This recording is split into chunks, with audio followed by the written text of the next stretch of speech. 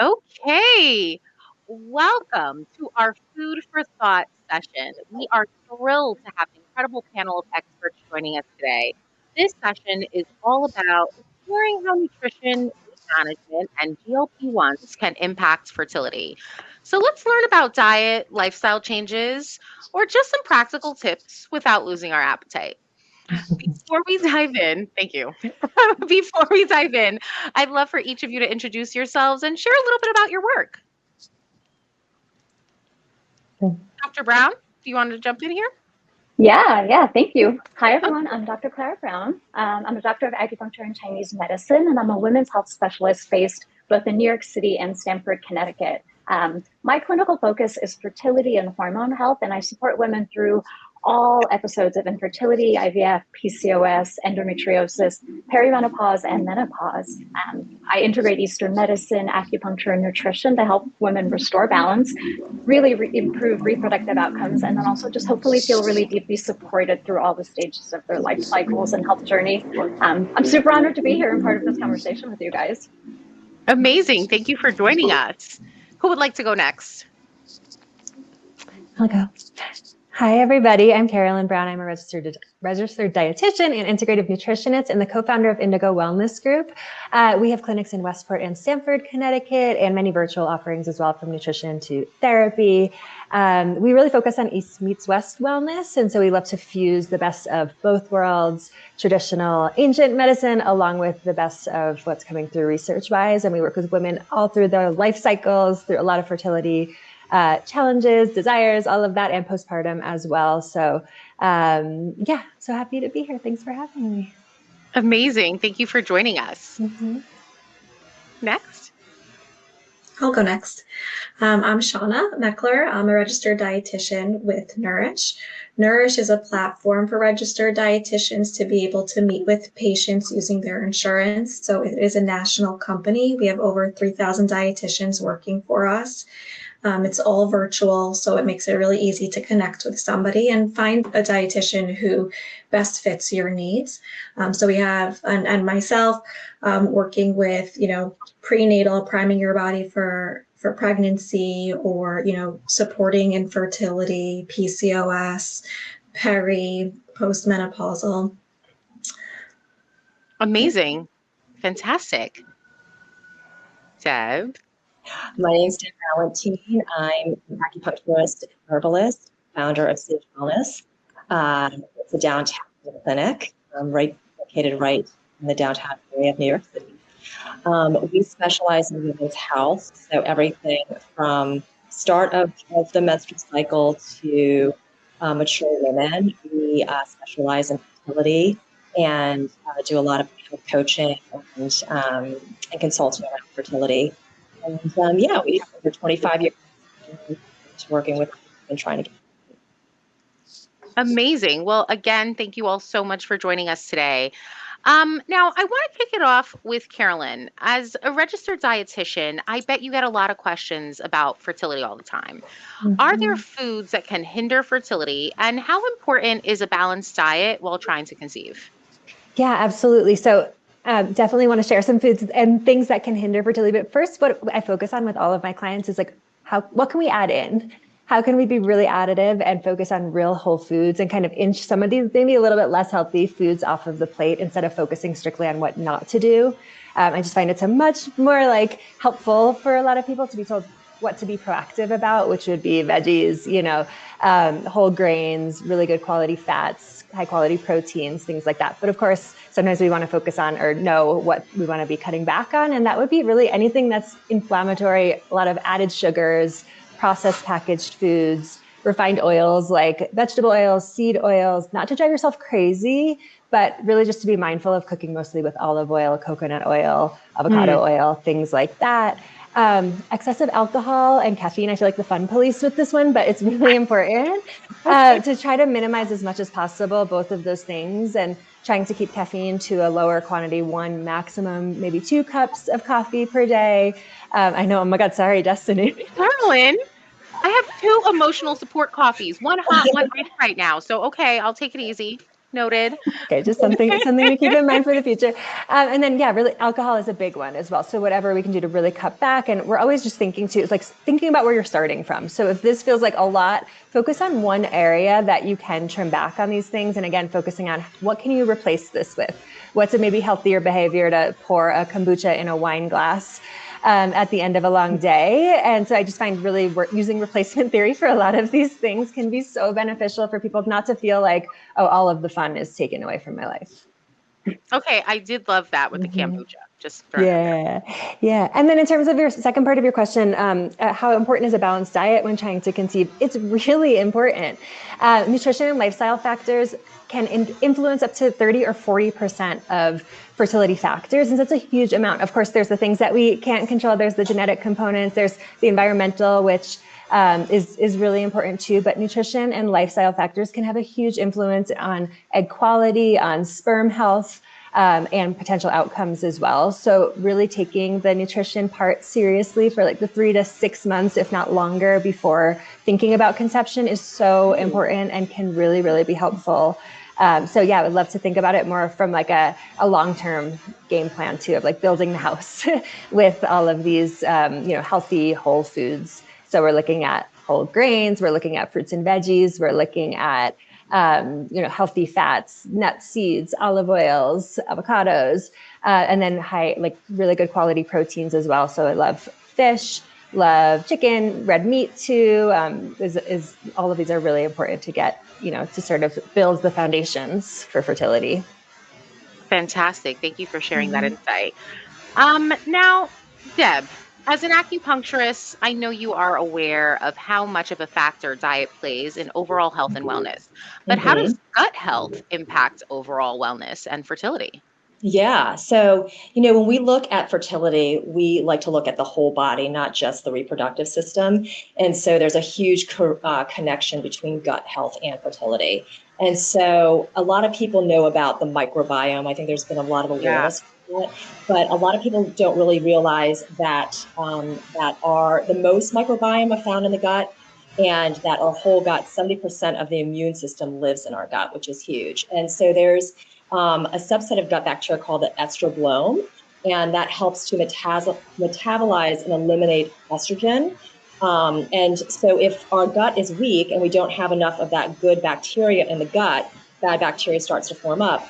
Estrogen can recirculate throughout the body, and we don't want that. It's called an estrogen dominance. And so it can cause PCOS, fibroids, irregular menstruation.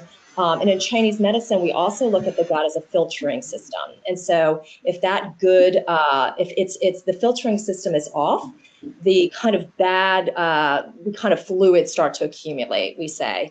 And so that we say that can leak down into kind of the uterine area, cervical area. So UTIs, yeast infections, BVs can form. The hallmark of any disease or pathology is inflammation. So that's another thing that can really affect fertility when the gut is off. And so third thing is nutrient absorption and egg quality and sperm quality. So if our gut is weak, we're not, we're not getting enough of those nutrients into the bloodstream. And so there's essential vitamins and nutrients that are needed for sperm, egg quality and sperm health. And so if we're not getting that good nutrients, we're not adequately supplying that for both egg and sperm health, which is a big thing. Another thing is our gut and brain have a relationship. And so it communicates through the vagus nerve, which some people are aware of and some aren't. And so when stress is heightened, what happens is it can deplete the gut, cortisol can rise. Conversely, if you have a depleted gut, cortisol can also rise. And so cortisol can also impact fertility and implantation. And so there's a huge, there's many more things, but there is, I guess the takeaway is there's a big connection between gut health and fertility. And so when you're looking at fertility in general, trying to get pregnant, or even looking to prepare, say, for IVF, for good quality, eggs and sperm, because it takes 3 months to generate that. Looking at our gut health is a really, really important factor when we are looking to conceive. Amazing. Thank you for sharing that. Dr. Brown, we talked Mhm. overall health and wellness, but do you think environmental toxins in food have an impact on reproductive health? And can herbal remedies or alternative nutrition therapies boost fertility?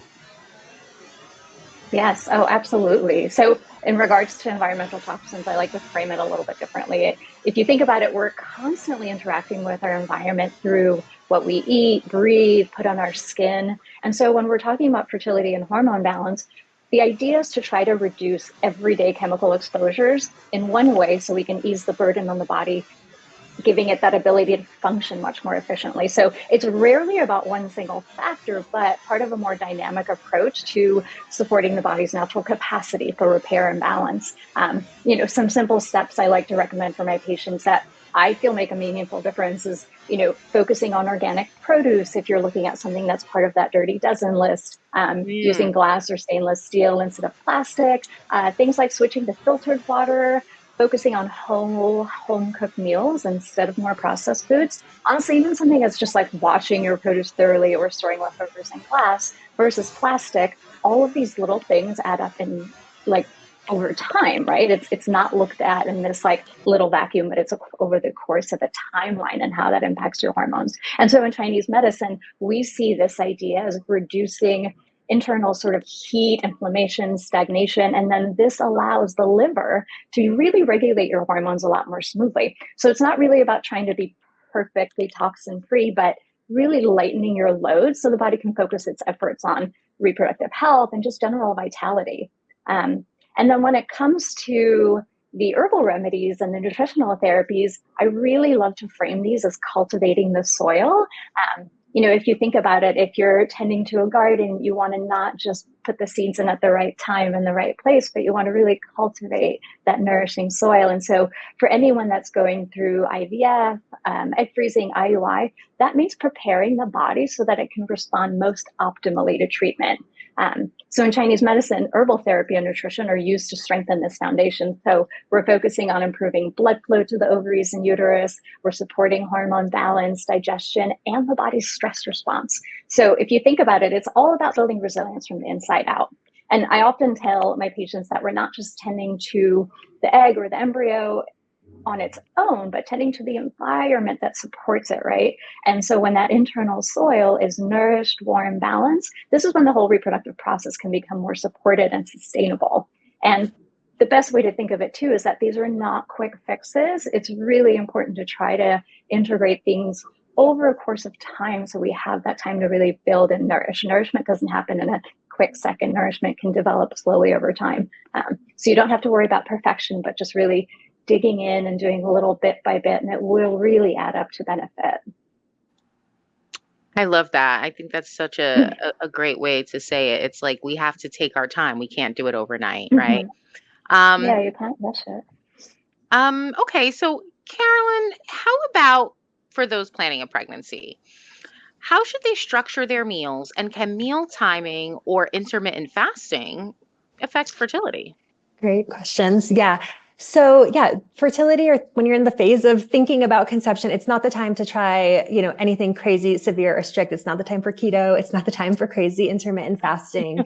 It's not the time for, strictly low carb. And I see a lot of people come in trying all sorts of diets, and it's really like, how can we optimize your body's nourishment?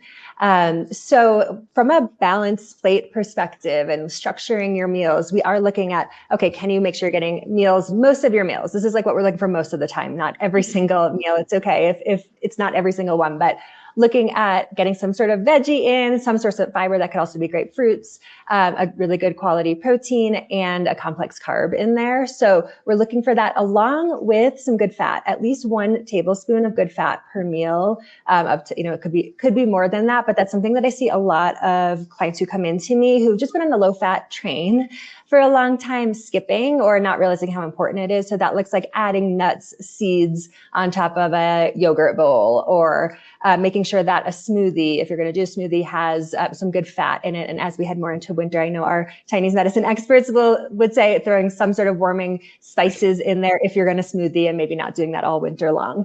But so things that too, that can be like, I love learning about the Chinese medicine approach because it's so much more than like proteins, fats, and carbs, which is what we went to school for nutrition, but just really understanding like how these things, how the body works and food energetics is big too. And then in terms of meal timing, I am looking at people not doing intermittent fasting. Intermittent fasting is not something I would really anybody consider. There always are exceptions to the rule. So I want to say that somebody with real insulin resistance or PCOS maybe we would consider doing some intermittent fasting. But for the most part, most women need to be eating within that 2-hour window from waking up. So that would be if you're waking up at 7 a.m., eating something, ideally something with protein by around 9 a.m., and then eating every 3 to 4 hours from that time. So as much as I love like eating intuitively and your body's clock, sometimes, especially with how most of our schedules work, we do need to have some like set eating times or eating windows. So 2 hours from waking up and then every 3 to 4 hours. If you do feel good with some intermittent fasting or with some time restricted eating, the only time that I would say to consider that would be having a few more food-free hours before bed. So trying 2-3 hours before bed to stop eating for the day can feel really good, and it can support all of your body's other processes while you sleep. So if you want to try anything, that's what I would recommend, but not doing strict intermittent fasting, certainly not skipping breakfast, not skipping meals or waiting until 1 or 2 p.m. to eat your first meal of the day. It really ends up disrupting blood sugar, has a trickle-down effect to cortisol and to your hormones as well. So we don't want your body to think it's in starvation mode when you're in conception mode. So that's really, really important, of nourishing your body regularly, letting your body know that it is safe and going to get the food that she needs. And then hopefully that sets the stage to make fertility a whole lot easier. Fantastic. Thank you. Now, for patients going through IVF, I'm going to pose this to you, Deb. How can acupuncture help support their overall balance and reproductive health? Sure, when they're going. So I usually say 3 months optimally is great, because then we have 3 months to really work on egg and sperm quality and health, and also whole body health, which is really important. As I said before, we're not just looking at the reproductive system, we're looking at the entire body. So working with reproductive endocrinologists is really important to also understand any pathology that we're working with, any fibroids, polyps, cysts, any DNA fragmentation with sperm health, poor sperm motility issues, anything coming up with fertility issues. Some women come to us with unexplained infertility. So it's really looking at the problem in order to understand a solution in order to then prepare for IVF. So for example, some people can come to us, even if people are, or women are a little bit older and they might have to go through IVF in order to help their chances of conceiving, it's still working to understand their whole body health, their gut health, their reproductive health, their mental health, everything in order to prepare them. So for example, we can have someone that is coming in for unexplained infertility and preparing for IVF, and we're seeing that they might have some gut health issues, some weaknesses. They might have complain of really bad cramping, and may have some uterine fibroids that are located outside the uterine lining. Well, for us, and this is a simple example, we can say, okay, there's gut weakness and there's some stagnation of blood that is accumulating into a mass in the uterus. And so from a treatment standpoint, and how that's affecting fertility is, if there's a weak gut, enough nutrients may not be going to the whole body and the reproductive system. There could be bad fluids that are also like a weakened microbiome, and there could be stagnation of blood flow that can be impeding implantation. And so with that, we have 3 months where we really want to optimize the gut. We want to improve blood circulation, maybe decrease any inflammation that we see is going on. We do that through acupuncture and through herbs, which is really important, and also supplements. And going back to also Clara Brown, going back to diet. It's always, I always say it's not just in the office, it's what's outside the office that improves overall health. Amazing. Thank you for sharing that. Now, I want to talk to Shauna a little bit because we did add in some GLP-1s, right, into this topic. Now, let's be real, and I think all of us can relate, or at least we know this is going on. But Ozempic and Mounjaro are such hot topics right now. Some people are either using them or thinking about using them. We're wondering, is it safe to be on GLP-1s while cycling, or what's everybody's thoughts on this? Shauna, I'll let you take this one. Sure. So the research isn't conclusive because there hasn't been enough studied. So doctors are typically recommending to stop the use of GLP-1s Okay. at least 2 months prior to trying to conceive. I think that for a lot of women that, having overweight or obesity is a cause of their infertility. And they've tried diet, they've tried exercise, they've tried everything under the moon, and they're working really hard and they haven't had success with weight loss. The GLP-1s are showing to be effective to lose weight in conjunction with, working with a registered dietitian, especially because, their weight loss results are a lot stronger.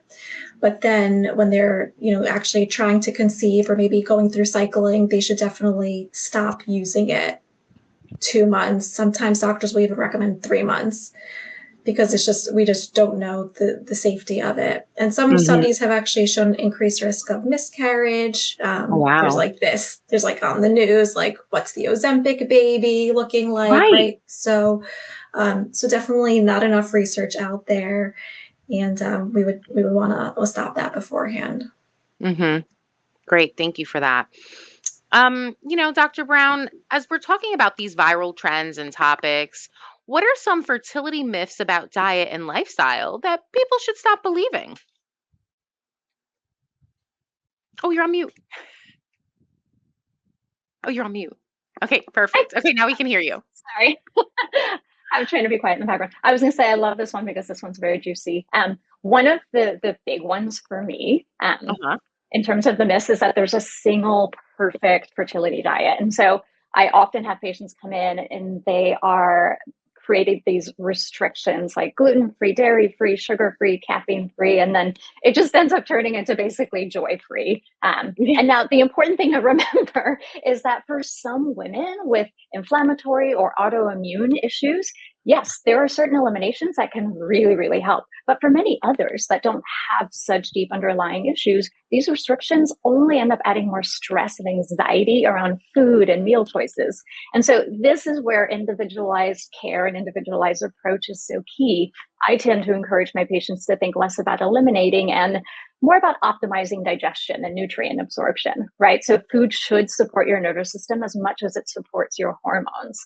And then the same goes for lifestyle, right? Many women push themselves with intense workouts, long fasting windows, like Caroline was talking about. And really, you're thinking about discipline equaling results, but that's not true for fertility. In fact, during IVF or conception prep, your body needs steady energy and a sense of safety, not depletion. So gentle movement, restorative sleep, regular meals, all of these do far more for hormone balance and implantation than hard cardio exercise ever will, right? So it's really about moving away from extremes in both diet and lifestyle and creating this consistency, warmth, and rhythm so the body feels safe enough to focus on reproduction.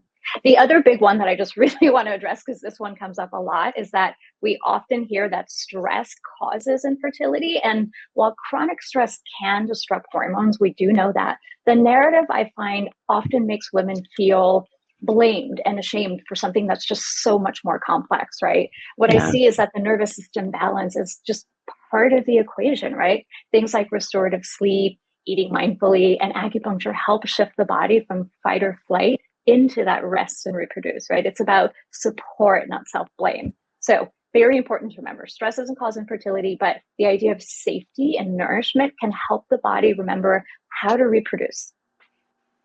I love that where you said it's about support and not self-blame. That's great. I'm going to quote you on that later on. Don't worry.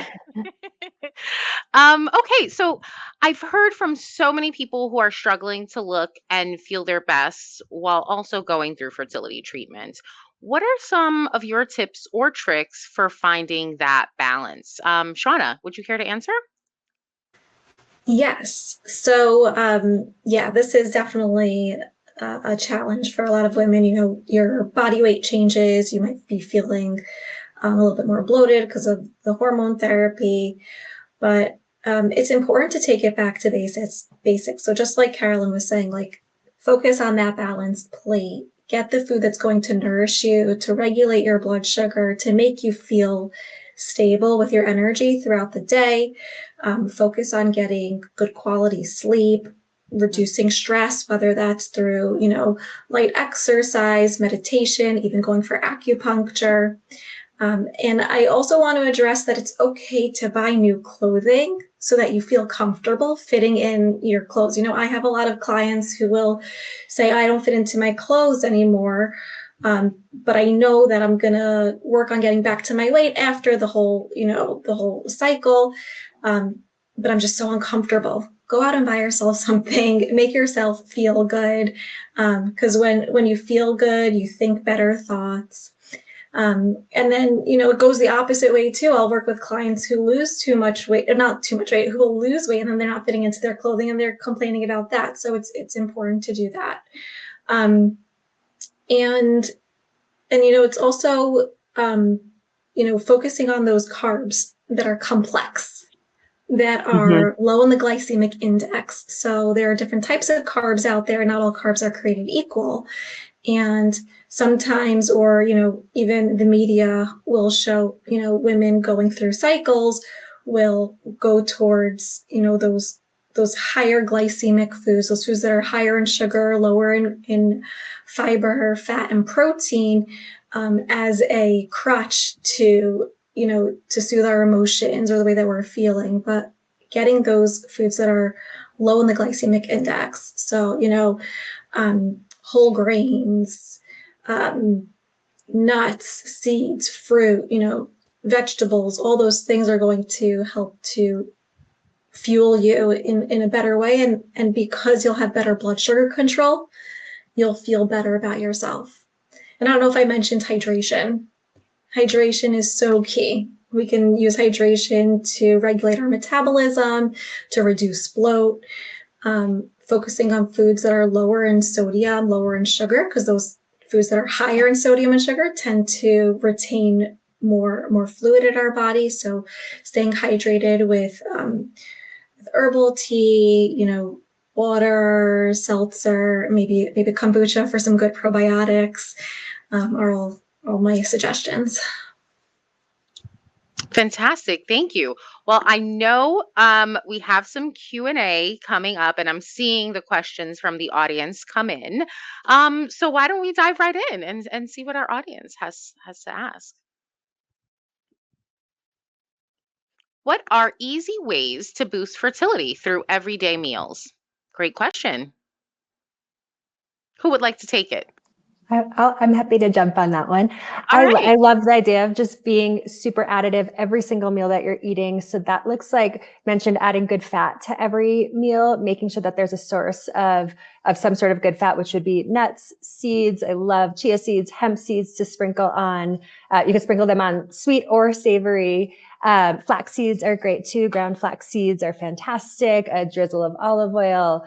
And then making sure again that there's a great source of protein.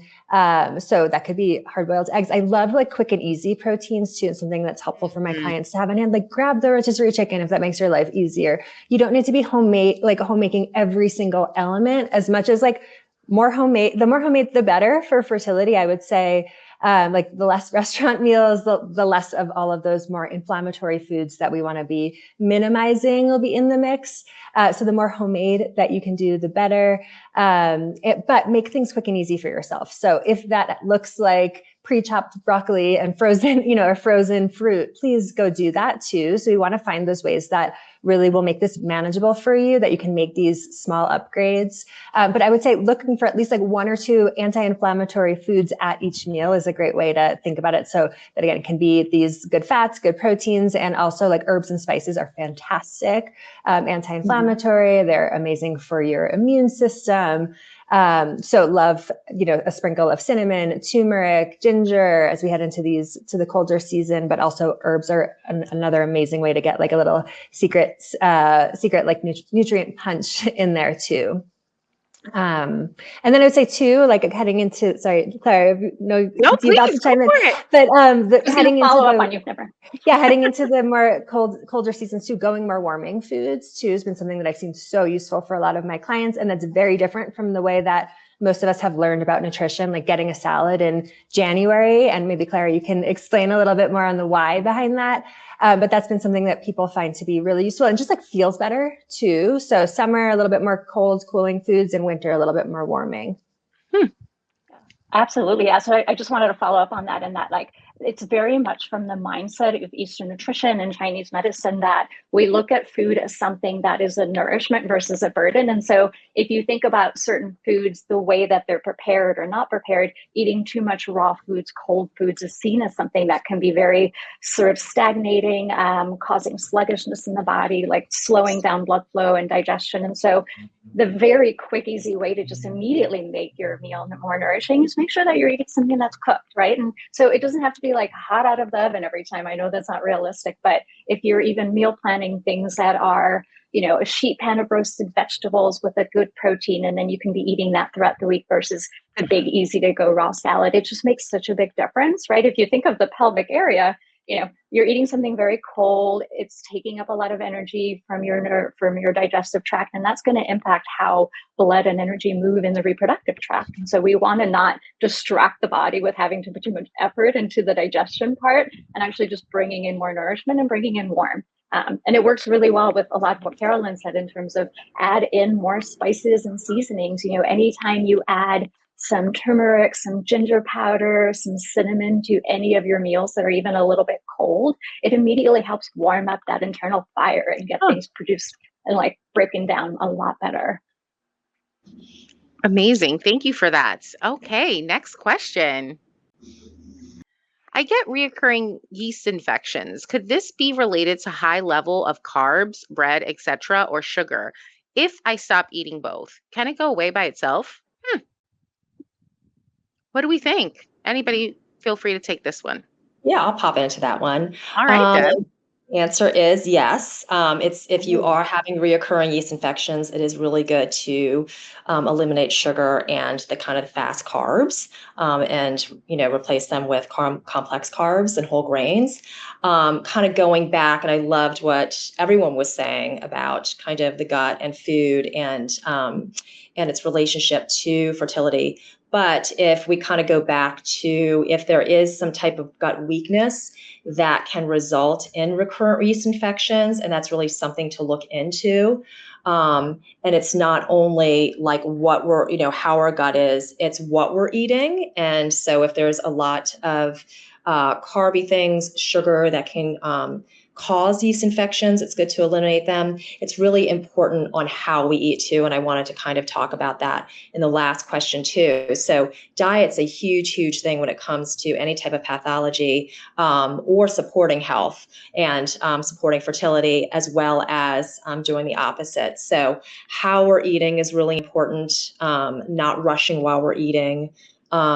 Slowing things down. Digestion begins in the mouth.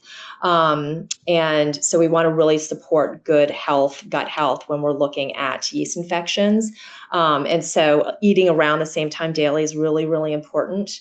Not overeating and not undereating. I see a lot of stress and people kind of eating at work and doing things when they're eating, and they come in for gut issues that's then affecting their fertility. And so kind of answering that yeast infection question, the answer is yes. You want to really definitely stop this if you're getting recurrent yeast infections. And then it's really important to look further into why is this happening? That yeast infections keep reoccurring. And so there's probably a deeper issue going on there that is happening with the gut fertility relationship. Wow, amazing. Thank you for that. Okay, next question. How can we improve gut health? Okay. Can I jump in there? Please, Shauna. Okay, so I loved everything that Deb was saying about the gut health and, the gut brain connection and the immunity. Our immune system, starts in the gut.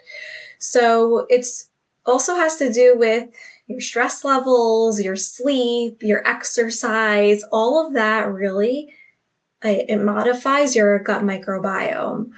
Especially if you've been a patient who's been on multiple rounds of antibiotics your whole life. And I'm sure the acupuncturist here could speak to that. But like, how does that impact your whole body system up until now where you're trying to conceive, right? So going back to that balanced plate, when we have a diet that's more plant-based, not saying you have to be vegan or vegetarian, right? There's great nutrition in animal-based foods, but when you have more of a plant-based diet, your gut microbiome is a lot more diverse, and it supports your immune system. It's going to support your hormonal health, and does that answer the question? Yeah, I mean, I think so. Yeah, so going back to basics, whole grains, nuts, beans, seeds, legumes, tofu, fish, eggs, those should be your primary proteins, and then sprinkling in, lean red meat, poultry as well.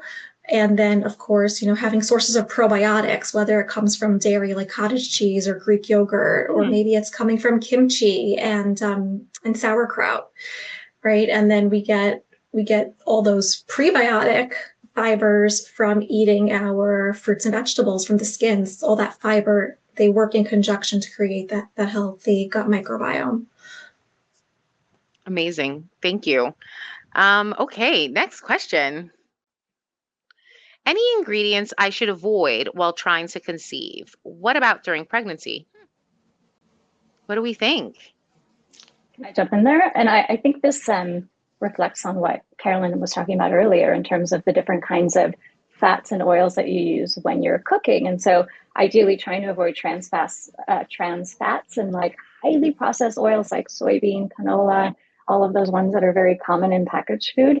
They're known to increase inflammation and oxidative stress, which can affect egg and sperm quality. So that's one of the sort of quick, easy ones to reach for. So you're not feeling too overwhelmed by everything. The other big one for me, because I happen to have a lot of patients that like were addicted to Diet Coke, is I try to remind them to minimize artificial sweeteners, because additives like aspartame, sucralose, and then also all the different food dyes that are in, sweets and beverages, they can alter gut and hormone balance, and they're quite a heavy toxic load on the body.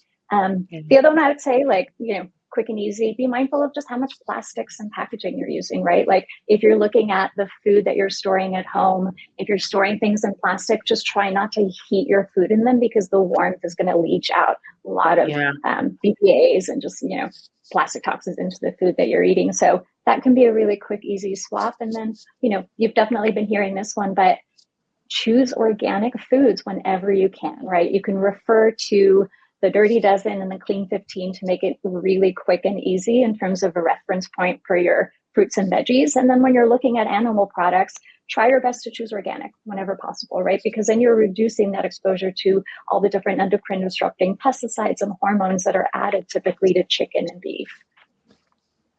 Amazing. Great. Thank you. Okay, next question. Should I take probiotics or any supplements? What do we think? Who wants to take it? Okay, go for it. When it comes to supplements, absolutely, I recommend a good prenatal for everyone who's even thinking about babies in the near or even distant future. I even have like most women in their 20s, instead of a multivitamin, hop on a prenatal. A prenatal is a multivitamin with a couple more nutrients and higher levels of some things. So I think it's just a good option for most people to be on. And then an omega-3 can be great too if you're in that preconception stage. And depending on age too, there might be a couple of other additional ones like CoQ10 is a really great one. There are some great egg quality support supplements for women, in their later 30s or 40s as well, that would be considered. So we really try to customize everything, but I would say those are like a really important baseline to be on, as well as getting your vitamin D level checked. That's Oh, a yeah. really, really important one that you can, you know, at this point, go into a Quest lab and pay out of pocket for it for like $40, and it can be worth it just to have a reference point, but your doctors should be doing that. By now, I love to look at those nutrient panels. They just give us so much information. So please go get your labs done if you haven't done that this year. I would recommend just getting in with your doctor to see what's going on and have a sense if there's anything we want to be customizing supplement-wise. In terms of probiotics, I mean, we're food first always. I think everyone probably would be on the same page with, as Shanna mentioned, like trying to do those probiotic rich foods, the fermented veggies, the fermented dairy products, if dairy works well for you, are all great. And then a probiotic time and place for a supplement like that, but super customized with people too. Like some people don't do great with a probiotic and some people don't need one. We do a lot of gut testing at Indigo and using something called the GI map. And that's an amazing way for us to see, like really targeted, okay, yes, this person needs this specific probiotic versus just throwing an expensive supplement. That's not going to do much for you that you already have a good amount of. So that can be a really helpful tool for gut healing and for just supplement customization. Perfect. Amazing. Thank you. Okay, next question. Are there any particular foods or supplements that create very bad period pains? Are there any foods that help with bad period pains? So Anybody? Okay. I can tackle that one a little bit. So you want to avoid any foods that cause inflammation. So that I'm a coffee lover, but coffee, sugar, alcohol are just a few of them, as well as highly processed foods, saturated fats, as Claire Brown was saying, the bad oils. So just eliminating those, especially during ovulation to your period, is really important. That can help to reduce things to incorporate. Omega-3 fatty acids are really good. What Caroline Brown was saying, and Shauna about vitamin D levels. Those are really great supplements to also help with bad period pains. And other factors like magnesium is a really good one for bad period pains, as well as some, supplements that can really help. We do herbs in Chinese medicine as well, but I would say really when you kind of an easy go-to is just reducing or omitting any inflammatory foods or liquids at least 2 weeks prior or the whole cycle will really help with relieving period cramps. Awesome. can I add to that? Yes, please. So some anti-inflammatory foods that can also help would be like pineapple. It's high in bromelain or bromelain. I never know how to pronounce it. And then of course using turmeric, ginger, what else? Blanking, garlic are all great anti-inflammatory things. And then I don't know about the acupuncturists here, but drinking like a raspberry leaf tea, that's like a traditional medicine kind of tea, can also help to reduce menstrual cramps and also to help support a healthy female cycle. Awesome. So you read my mind. I was going to add that one in as well. I've seen such good results with patients just adding in some red raspberry leaf tea regularly, especially in that week or two leading up to your period. But the other thing I just wanted to highlight was something that came up before in terms of one of the big and quick changes you can make is focusing in on warm cooked foods. Because again, if you're thinking about the idea of pain stems from stagnation, constriction, tension, right? So you want to make sure that the foods that you're bringing into your body are easy to break down, they're warming, they're energizing, they're adding more circulatory benefits. So that's a very quick change that you can see, especially during your period, right? Like try not to have a big raw salad and a big iced coffee in the days leading up to or during your period, because that is going to just slow down blood flow, tighten everything up, and make the pain worse, unfortunately. Heat is always going to be your friend. So heating pads, absolutely. Don't wait until you're in pain. Start using heating pads in that week leading up to your period. It'll help start to soften, move, and open up blood flow in a better way. Fantastic. Thank you. Okay, next question. Is being overweight really affect your chances in fertility / egg retrieval, etc.? Anybody's question. So feel free. I'll go ahead since I see a lot of patients who take GLP-1s. I can't speak to if that really affects your chances of fertility. What I do see though is that I'll have patients who don't even know they have PCOS or infertility, and then they'll come to me and they'll be like, oh, like they'll tell me about their weight loss journey, and then they'll tell me about their toddler that they have, and I'll say, were you trying to conceive? And they'll tell me no. They had lost a bunch of weight doing an extreme diet, and then they got pregnant. So to me, that says that having overweight or obesity can be a factor to infertility. We do know that, having PCOS, one of the traits is, having a hard time losing weight or being overweight. So there probably is some kind of factor, but definitely checking your hormone levels is always going to be key, and working with your doctor. Awesome. Thank you. Yes. Can I just add a little something to that? Please. I would also, sometimes if it's insulin resistance, it's like, okay, well, what's the root cause of the overweight, obesity? Is there chronic inflammation? So we've thrown the word inflammation out a lot today, and it is really important because high levels of inflammation are going to make your body think it's not safe and not a safe place to be bringing a baby into the world. So we want to be reducing inflammation as much as possible. And I think that's a lot of what seems like we're seeing with GLP-1s at this point. And I've been seeing a lot of success with clients who've been on GLP-1s starting to ovulate, things like that too. So the answer, in my opinion, would be it depends at can you be overweight and still have really healthy labs? Absolutely. We do see that. And is there, any sort of root cause? Are there nutrients that we need to be focused on? Is there a real reduction in inflammation? And are you ovulating? Is there anything else we need to take into consideration to paint the bigger picture? And I just want to add a little something with that. Yeah. And women. So exactly what Shauna said, can we really necessarily say, okay, being overweight is going to lead to infertility? I don't think we can necessarily, I think we can say in cases, yes, and in cases, no. But overall, being, fats is stored in adipose tissue. And so when there's an increase of that, what Caroline was saying, there can be an increase in inflammation. And so that is a hallmark that can affect fertility. With that also said is, why is someone overweight? Is it that they're not eating a healthy diet? They're not exercising? Is there that they have some type of endocrine issue like PCOS, what Shauna was saying? Or is it that they are eating well, they are having a healthy diet, and they're still being overweight? So I think it's a symptom. And so kind of looking more at the root cause can also maybe tell us a little bit more of their fertility landscape. Amazing. Thank you for that. Sure. Okay, next question.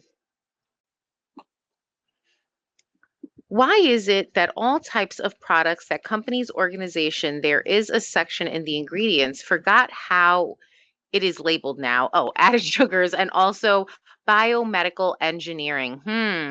Why do they do that? They sure want to kill us, and it's upsetting. Thank you.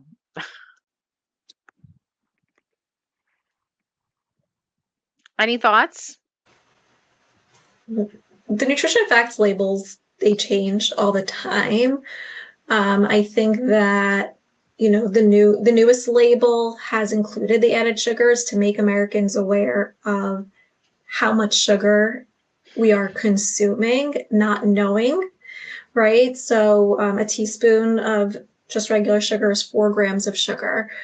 The recommended upper limit for added sugar consumption is about 24 to 25 grams of added sugar per day. Now, do the math. I'm not the best with math, but how many teaspoons is that, right? And if you think of I think it's Mountain Dew is like the highest in added sugar, is like 36 grams of added sugar for a 12-ounce can or something like that.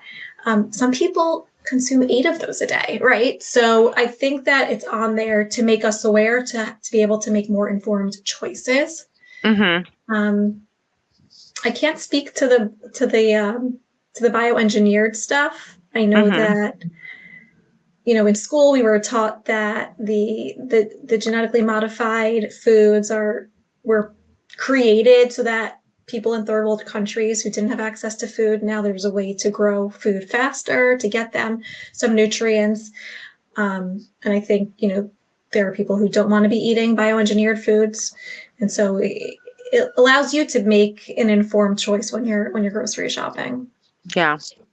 I would just add to that too, that this is maybe an invitation to eat as many unpackaged foods as possible. So the more that you can eat real whole foods, grab a ideally organic apple with, some nuts, seeds, things that might come in a package, but are going to be the least processed of anything. Like I understand the sort of like fear factor that can come with that, but I try to just flip that on its head and think through like, okay, well, what can we do proactively that feels very health oriented? And to me, that's eating as many real whole foods as possible, things that don't come with nutrient labels or don't have added ingredients, and definitely not like processed bioengineered ingredients in there. So without trying to, there's a reality that the food industry is is not always looking out for our best interest. And how can we take some of the power back and vote with our dollars? Love that. Okay, next question. Okay, just kidding. Okay. I've been seeing so many powders and drinks that claim to lower cortisol. Do they actually work? Or is there a better way to manage stress, sleep through nutrition?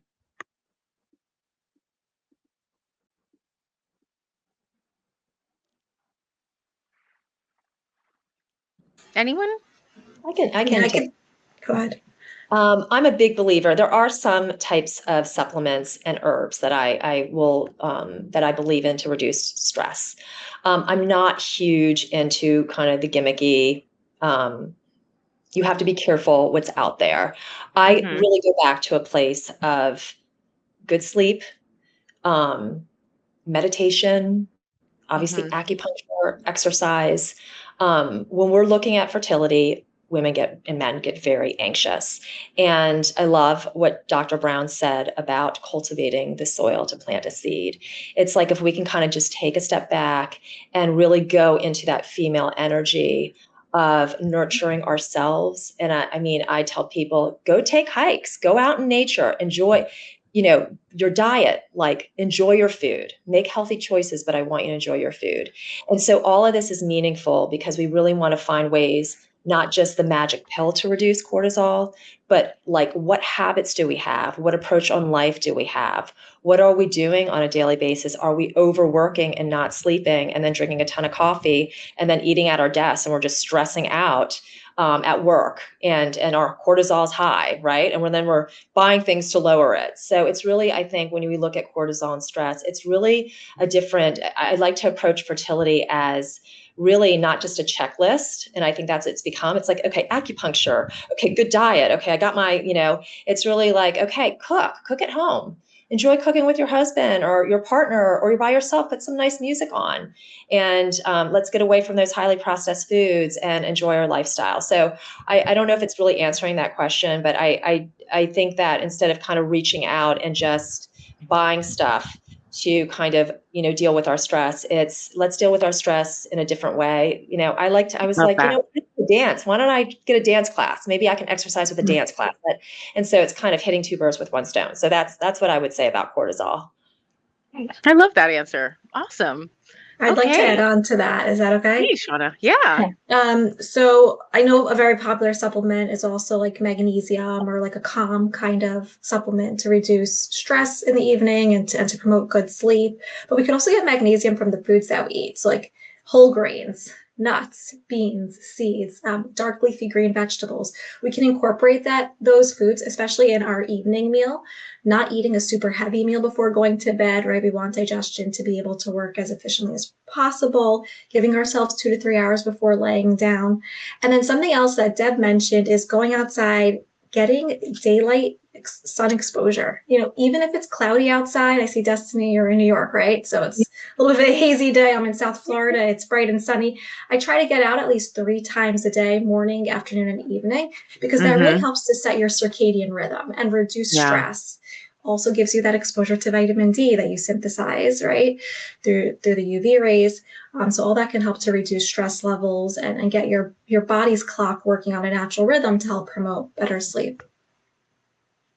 Great advice. I want to just love add that. a little bit Yeah. onto that too, is that like, I know it can feel really tempting to sort of reach for these quick fixes. And like, there's nothing wrong if they're sort of interesting or appealing to you. But I find that the really important thing to remember is that like, would it make sense that you're buying this very fancy powder and then you're running around town chugging it while you're going from meeting to meeting, and you're not really being mindful about what this is actually going to do for your nervous system? Do you know what I mean? So I find that like, instead of spending money on that, just take a minute to slow down. I mean, much like what Deb was saying, really move your body around a little bit, go outside for 5 seconds. Like, even if you don't have time to leave your desk, like close your eyes, plug in a guided meditation for 5 minutes. That will do so much more for your nervous system than any of these powders can.